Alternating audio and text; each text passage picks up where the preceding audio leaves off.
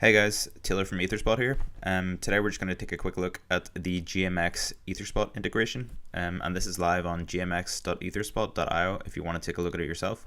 So as you can see, this looks very much just like the regular GMX, except we have integrated the Etherspot smart wallet into it to show some of its cool features which can improve the user experience. So I'm going to go ahead and connect my wallet here as I usually would in GMX. So you'll see the one difference here is that there's a little lightning bolt.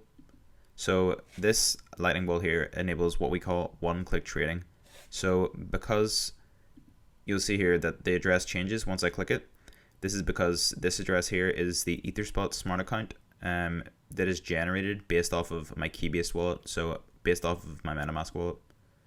So when I click one-click trading here, you'll see that I can deposit to my account abstraction wallet address. This is just a smart contract account which is created, as I said, off of the key-based wallet.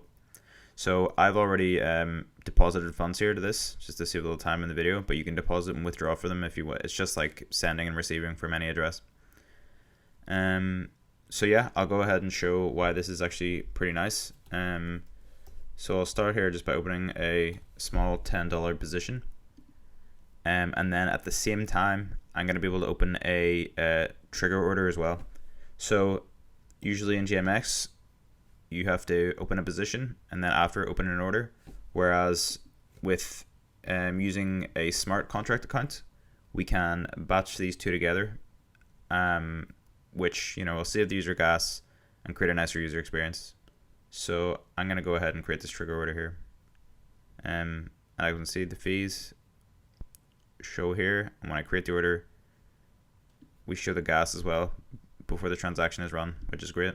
If I hit confirm, I'm just gonna have to sign it with my MetaMask because this is the wallet that controls my account abstraction wallet,